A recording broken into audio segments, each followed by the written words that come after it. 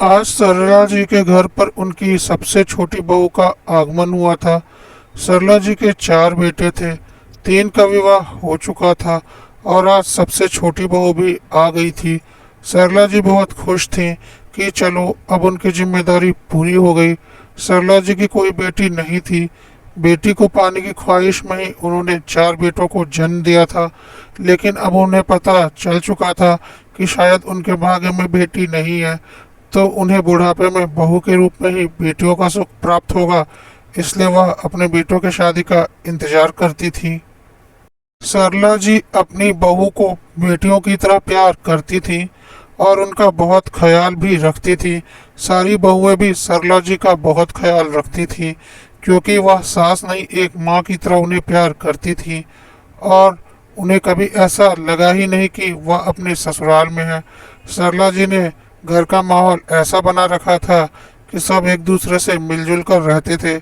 किसी को किसी से कोई दिक्कत नहीं थी और कोई लड़ाई झगड़ा भी नहीं था। सरला जी ने हमेशा एक सामंजस्य अपने घर में बिठा कर रखा, ताकि उनके जीते जी परिवार में कोई भी बिखराव ना आए। सरला जी के चारों बेटे अपना अलग अलग बिजनेस करते थे। सरला जी के पति भी अपना बहुत बड़ा बिजनेस चलाते थे। उनकी दूसरी बहू के आने के कुछ दिन बाद ही सरला जी के पति का देहांत हो गया था। सरला जी शुरू में तो टूट गई, पर उनकी बहुओं ने उनका बहुत साथ दिया और फिर उनका ध्यान काम की ओर लगाने के लिए उनसे दुकान पर जाकर बैठने को कहा और ससुर जी का बिजनेस उन्हें संभालने को कहा। सरला जी ने बोला, नहीं, मैं यह नहीं कर पाऊंगी। तो दोनों बहुओं और चारों बेटों ने बोला, आप यह कर सकती हैं, इससे आपका मन भी शांत रहेगा। और सरला जी ने अपने पति के दुकान को धीरे धीरे संभाल लिया और इस तरह से वह भी खुश रहने लगी। सरला जी के पति ही सारे घर की जिम्मेदारी संभालते थे। उनके बेटों का उन्होंने अलग अलग बिजनेस करवा दिया था और सबके बिजनेस अच्छे चल रहे थे और उनका घर भी काफ़ी बड़ा था, जिसे उन्होंने सोच समझ कर बनाया था, जिसमें उन्होंने अलग अलग चार फ्लैट निकाल रखे थे और साथ ही एक बहुत बड़ा घर था जिसमें करीब 10 कमरे थे। दो दो कमरा हर बेटे को और दो कमरा सरला जी और उनके पति के लिए था और यह सब एक ही बाउंड्री में था। सरला जी और उनके पति ने काफ़ी सोच समझकर इस तरह का घर बनवाया था, ताकि उनके बाद उनके बेटों में कोई लड़ाई झगड़ा ना हो और वह आपस में साथ साथ रहें। इसलिए चारों फ्लैट बिल्कुल बराबर एक से बने हुए थे और एक साइड में जो एक बहुत बड़ा घर बना हुआ था जिसमें सारा परिवार एक साथ रहता था और सबके दो दो रूम थे। सरला जी और उनके पति का यह कहना था कि जब तक साथ रह सकते हैं हम इसमें रहेंगे, उसके बाद सब अपने अपने फ्लैट में प्यार मोहब्बत से रहना, कोई लड़ाई झगड़ा कभी नहीं होगा। सब बेटों का बिजनेस भी समय रहते सरला जी और उनके पति ने अलग अलग करवा दिया था, ताकि उनके बीच कभी कोई मनमुटाव ना हो और सब अपना अपना कमा खा रहे थे। क्योंकि सरला जी का संयुक्त परिवार था, तो घर का सारा खर्चा सरला जी और उनके पति ही चलाते थे। अपने व्यक्तिगत खर्च बच्चे खुद उठाते थे। इस तरह से बहुत अच्छे से इनका परिवार चल रहा था। किसी को किसी से कोई शिकायत नहीं थी। सरला जी ने बहुओं के ऊपर कोई रोक टोक नहीं की थी। हर काम के लिए नौकर थे और किसी के ऊपर कोई अतिरिक्त बोझ भी नहीं था। कुल मिलाकर बहुत ही अच्छा और प्यारा परिवार था और सब मिलजुल कर रहते थे। अब अपने सबसे छोटे बेटे की शादी करने के बाद सरला जी को ऐसा लगा कि उन्होंने गंगा नहा लिया और सबसे छोटी बहू के घर आने के बाद उसकी प्यारी सूरत देखकर तो सरला जी मानो खुशी से फूला नहीं समा रही थी। उन्हें लग रहा था कि उनका परिवार आज पूरा हो चुका है, बस उनके परिवार को किसी की नज़र ना लगे। बाकी की तीन बहुएं भी बहुत खुश थी कि अब सारी देवरानी जेठानी मिलकर बहुत मज़े करेंगे और हमेशा साथ साथ रहेंगे। लेकिन सरला जी की छोटी बहू बस देखने में खूबसूरत थी और मीठा बोलती थी, लेकिन वह मन की बहुत काली थी, जिसे कोई समझ नहीं पाया था और किसी को यह आभास भी नहीं था कि छोटी बहू के रूप में एक घर फोड़ू घर में प्रवेश कर गई है, जो अब इस घर को बर्बाद करके रख देगी। और कुछ ही दिनों में छोटी बहू ने अपना असली रंग दिखाना शुरू कर दिया। सबसे पहले तो छोटी बहू ने इस बात पर हल्ला मचाया कि बाकी के भाभीियों के रूम में बहुत ही अच्छा इंटीरियर है, मेरे रूम में क्यों नहीं? या तो जानबूझकर किया गया है क्योंकि वह सब चालाक हैं और मेरा पति बेवकूफ़। इस तरह की बातें सरला जी के घर में पहली बार किसी बहू ने की थी। सारी बहू बहुत मिलजुल कर आपस में रहते थे। छोटी बहू की बातें सुनकर सरला जी को पहली बार बहुत गुस्सा आया। उन्होंने अपने छोटे बेटे रवि की तरफ देखा। रवि की हिम्मत नहीं हुई अपनी पत्नी आराध्या को कुछ भी कहने की, क्योंकि वह बहुत तेज जबान की थी। मीठा मीठा बोलकर अपने मुंह से सीधा मीठा जहर निकालती थी। रवि ने बेबसी से माँ की ओर देखा तो माँ को समझ में आ गया कि आराध्या किसी को कुछ नहीं समझती थी, ना कि अपने पति को। उन्हें अपने छोटे बेटे के लिए तरस आ गया। आज सरला जी के घर में पहली बार ऐसी घर तोड़ने वाली बातें हुई थी। उन्होंने उसे तुरंत वहीं पर समाप्त कर देना सही समझा, नहीं तो उनका इतना अच्छा प्यारा परिवार जो आज तक मिलजुल कर रह रहा था बिखर जाता। इसलिए उन्होंने थोड़ा सख्त होना जरूरी समझा। उन्होंने बहुत ही सख्त आवाज में अपनी छोटी बहू आराध्या से बोला, तुम्हारी हिम्मत कैसे हुई ऐसी बातें करने की? इस घर में कभी भी किसी बहू के साथ कोई भेदभाव नहीं हुआ है। सबके अलग अलग बराबर के फ्लैट बने हुए हैं जो कि किराए पर हैं, और अपने अपने फ्लैट का किराया बेटे बहू ही लेते हैं। और रही इस घर की बात, तो यह घर मेरा है और इसमें सबके लिए बराबर के दो दो रूम हैं, और इस घर का खर्चा भी मैं उठाती हूँ अपने पैसों से, लेकिन अपने व्यक्तिगत खर्च बेटे बहू स्वयं उठाते हैं। शायद रवि ने तुम्हें बताया भी होगा। तो सबको एक जैसे दो दो रूम शादी के बाद मिले थे। अब किसने अपने रूम में क्या इंटीरियर करवाया यह उनका अपना फैसला है, और उन्होंने अपने पैसों से करवाया। तुम्हें भी वैसा ही रूम दे दिया गया जैसा बाकी बहुओं को दिया गया था। अब तुम उसमें जो करवाना चाहो करवा सकती हो, लेकिन इसके लिए तुम बाकी बहुओं को ताना मारने की जरूरत नहीं है। लेकिन सरला जी जितना समझ रही थी, छोटी बहू उतनी शैतान नहीं थी, बल्कि उससे कहीं ज्यादा शैतान थी। उसने बोला, क्या मैंने देखा था कि बाकी जेठानियों ने अपने पैसों से इंटीरियर करवाया है? वैसे भी जो बहू पहले आती है वह ससुराल का अधिक से अधिक पैसा हड़प लेती है। मैं नहीं मानती कि बाकी जेठानियों ने इंटीरियर अपने पैसों से करवाया है, बल्कि उसके सारे पैसे आपने ही दिए होंगे। और मुझे भी मेरे रूम में इंटीरियर चाहिए, और मैं भी अपने पैसे नहीं खर्च करने वाली। आपको उसके पैसे देने पड़ेंगे। मैं कुछ नहीं सुनना चाहती, कहकर वह अपने रूम में चली गई। आज पहली बार सरला जी से इस तरह के लहजे में किसी बहू ने बात की थी। सरला जी के बाकी बेटे बहुओं को बहुत जोर का गुस्सा आ रहा था, और रवि चुपचाप बुत बनकर खड़ा था। बड़े भाई ने रवि को बहुत लताड़ा कि तेरे बेबी की हिम्मत कैसे हुई माँ से ऐसे बात करने की? तूने उसे इस घर के नियम कायदे बताए नहीं। माँ ने कभी किसी बहू के ऊपर कोई बंदिश नहीं लगाई, लेकिन इसका मतलब यह नहीं कि कोई भी बहू माँ को कुछ भी उल्टी सीधी बातें सुना दे। रवि के पास बड़े भाई की बातों का कोई जवाब नहीं था। सरला जी रवि की मजबूरी को समझ रही थी। मंजली बहू को तो इतना गुस्सा आया कि वह बर्दाश्त भी नहीं कर पाई कि घर की छोटी बहू उसकी प्यारी सास को इतनी बातें सुना दे, और वह सीधे छोटी बहू के रूम में घुस गई और उसे अच्छे से खरी खोटी सुनाने लगी कि तुम्हारी औकात नहीं है मम्मी जी को कुछ भी बोलने की। तुम्हें पता भी क्या है मम्मी जी के बारे में? कल तो तुम आई हो और आज तुम इस घर पर अपना हुक्म चलाने लगी। खबरदार जो आइंदा मम्मी जी से इस लहजे में बात की। हाँ, हमारे रूम में अच्छा इंटीरियर है जो हमने खुद अपने हिसाब से और अपने पैसों से करवाया है। तुम भी करवा लो, तुम्हें किसने रोका है? लेकिन छोटी बहू आराध्या तो कुछ ज्यादा ही बदतमीज थी। उसने धक्का देकर मंजली बहू को अपने रूम से निकाल दिया और बोला, तुम्हारी हिम्मत कैसे हुई मेरे रूम में मुझसे बिना पूछे अंदर आने की? आइंदा ऐसी गलती मत करना। यह मेरा रूम है और यहाँ मेरी इजाज़त के बिना कोई भी अंदर नहीं आ सकता। यह देखकर तो सरला जी के तन बदन में आग लग गई कि अपनी जेठानी के साथ छोटी बहू ऐसा कैसे कर सकती है, और इतनी अभद्र भाषा का प्रयोग कोई कैसे कर सकता है? यह कैसी लड़की इस घर की छोटी बहू बनकर आ गई? अब तो इस घर की बर्बादी निश्चित है। और सरला जी उदास होकर अपने कमरे में चली गई। मंजली बहू के साथ ऐसा व्यवहार करने पर मंजली बहू की आंखों में आंसू आ गए। बड़ी बहू और तीसरे नंबर की बहू तुरंत मंजली बहू के पास गए और उसे संभाल लिया। साथ ही साथ आराध्या को बोला, खबरदार जो आइंदा कभी ऐसा किया तुम्हारा हाथ तोड़कर तुम्हारे हाथ में दे देंगे। तुमने समझ क्या रखा है हमें? औकात नहीं है तुम्हारी हमारे मुंह लगने की। हम तीनों बहनों की तरह रहते थे और हमारे बीच में तुम आ गई। आज से तुम्हें जो करना है करो, ना हमसे बात करने की ज़रूरत है, ना हमसे कोई मतलब रखने की ज़रूरत है, और आइंदा ऐसी गलती भूल कर भी मत करना, वरना अंजाम भुगतने को तैयार रहना। कुछ दिनों के बाद छोटी बहू ने दोबारा ड्रामा शुरू कर दिया कि मेरे रूम का इंटीरियर मम्मी जी को ही करवाना पड़ेगा। मैं अपना 1 रुपया भी खर्च करने वाली नहीं, क्योंकि मैंने नहीं देखा आप लोगों के रूम का इंटीरियर किसने करवाया। हो सकता है मम्मी जी ने ही करवाया हो, और अब आप लोग सब मिलकर झूठ बोल रहे हैं।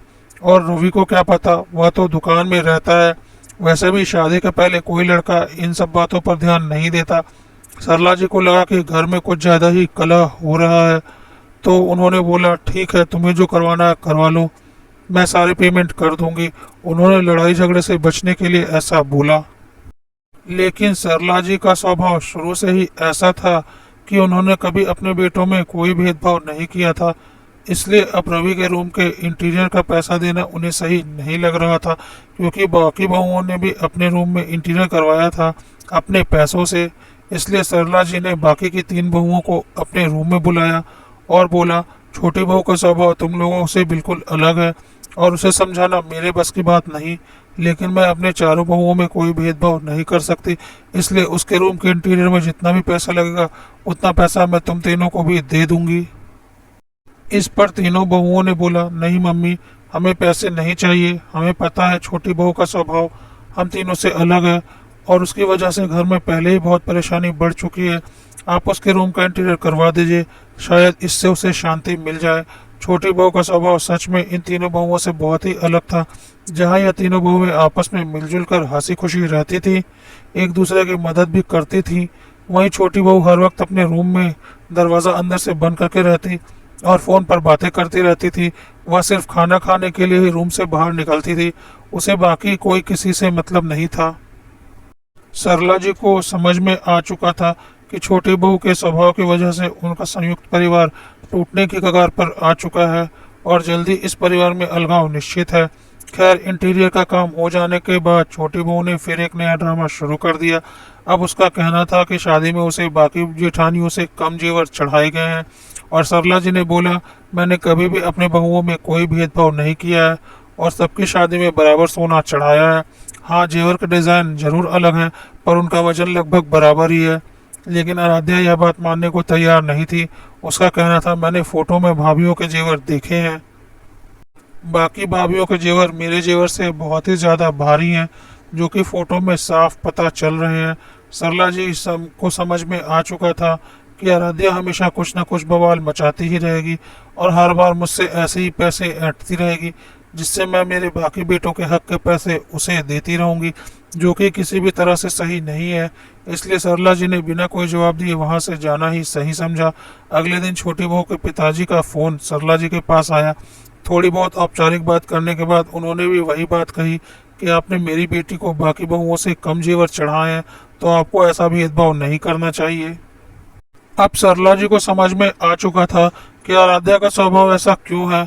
जब उसके माता पिता का स्वभाव ही ऐसा है, तो उन्होंने वैसी ही परवरिश आराध्या को भी दी होगी।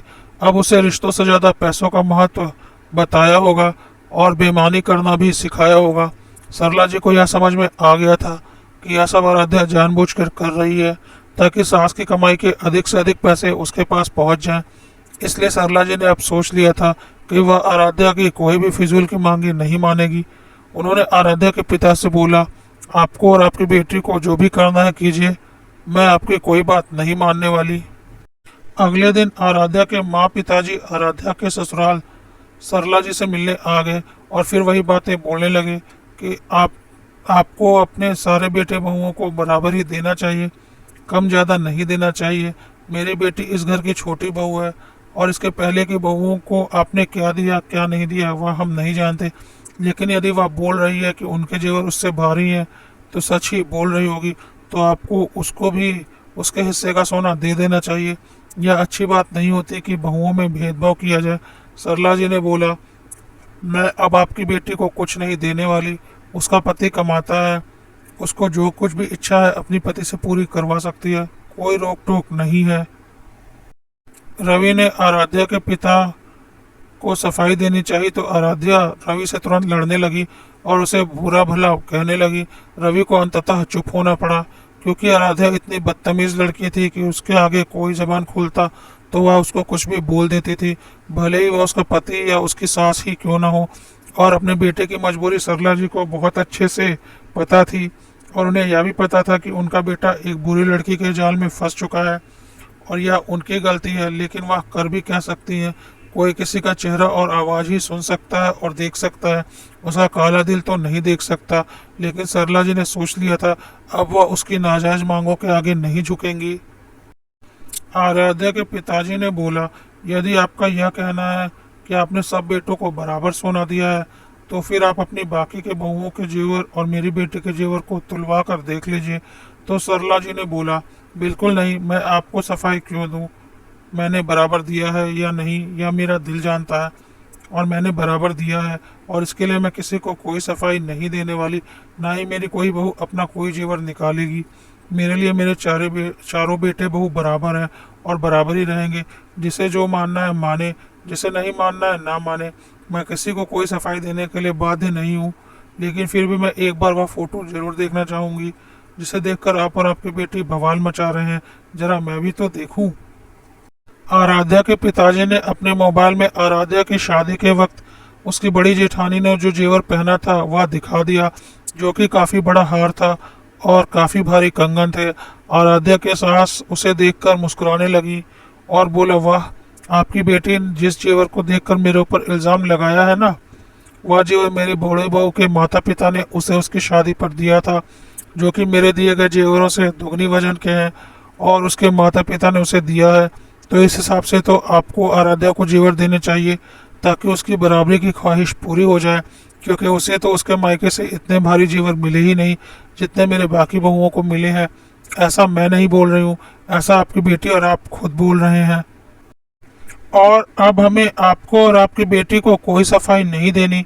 आपकी बेटी हमारे घर में पूरी तरह से आज़ाद है, वह जैसे चाहे रह सकती है, हमें उससे कोई दिक्कत नहीं। लेकिन अब वह अपनी फिजूल की मांगे हमारे आगे नहीं रखेगी।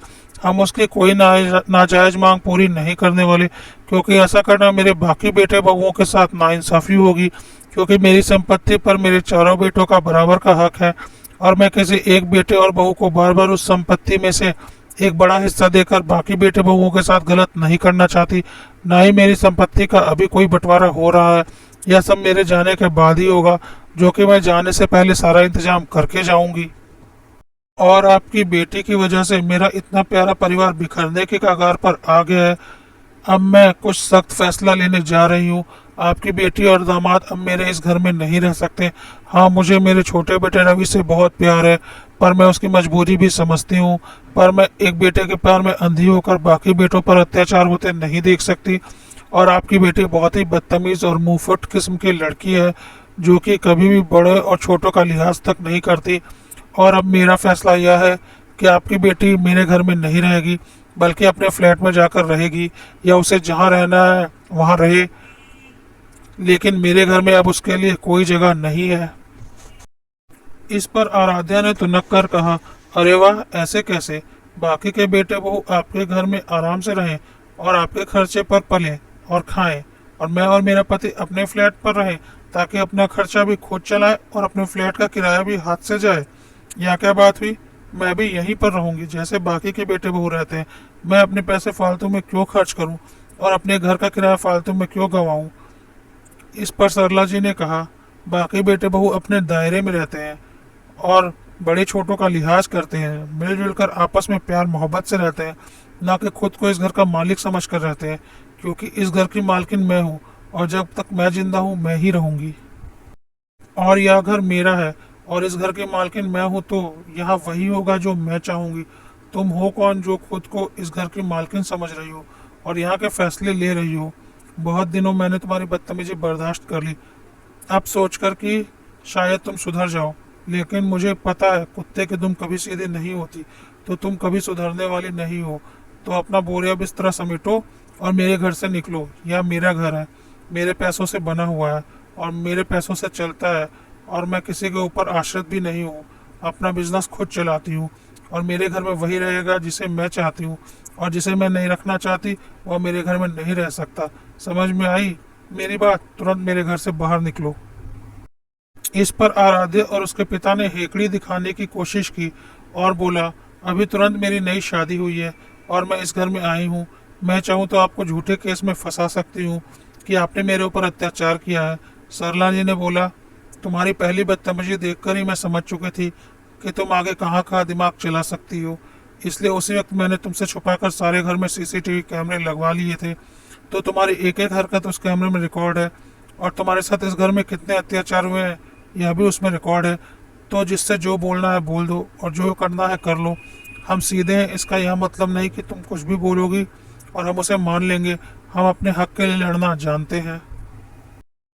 और हाँ, तुम आज तक अपनी जेठानी सास और पति के साथ जिस बदतमीजी से पेश आई हो वह भी उस कैमरे में रिकॉर्ड है। यदि पढ़ी लिखी होगी तो तुम्हें बहुत अच्छे से पता होगा कि घरेलू हिंसा का केस सिर्फ तुम ही नहीं कर सकती, तुम्हारा पति भी तुम्हारे ऊपर कर सकता है, क्योंकि तुमने उसके ऊपर बहुत अत्याचार किए हैं। तो तुम्हारी भलाई इसी में है कि सुधर जाओ, क्योंकि हम सीधे साधे लोग हैं, प्यार मोहब्बत से रहते हैं और तुम्हारी वजह से इस घर में नफरत की दीवार पैदा हुई है। और अपने हक के लिए कोई भी लड़ेगा तो फिर हम पीछे कैसे हट सकते हैं। यदि तुम यही चाहती हो तो हम इसके लिए भी तैयार हैं। तुम्हारी सारी हेकड़ी निकाल ना दी तो देख लेना। आराध्या और उसके पिता के पास सरला जी की बातों का कोई जवाब नहीं था। रवि अपनी माँ को देखकर मुस्कुरा रहा था और इशारों में बोल रहा था कि माँ, आपने जो कुछ भी किया बहुत अच्छा किया। इन लोगों को इसी जवाब की जरूरत थी। सरला जी ने आराध्या से बोला, तुम्हें 2 घंटे का समय देती हूँ, मेरा घर खाली करो और जहाँ जाना है जाओ, लेकिन इस घर में अब तुम नहीं रहोगी। 2 घंटे बाद मुझे तुम इस घर में दिखनी नहीं चाहिए, नहीं तो पुलिस को बुलवाकर तुम्हें धक्के देकर बाहर फेंकवा दूंगी, क्योंकि इस घर की मालकिन मैं हूँ और इस घर में वही रहेगा जिसे मैं चाहती हूँ। अभी तक तो तुम्हारी बहुत हेकड़ी देख ली, अब तुम मेरी हेकड़ी देखना कि मैं क्या कर सकती हूँ। कहकर सरला जी अपने रूम में चली गईं। आज आराध्या और उसके पिता का दाव उन्हीं के ऊपर उल्टा पड़ गया था। उन्होंने सोचा था कि डरा धमका कर वह लोग सरला जी से अधिक पैसे निकलवाते रहेंगे, लेकिन यहाँ तो सरला जी ने उसे ही घर से निकाल दिया।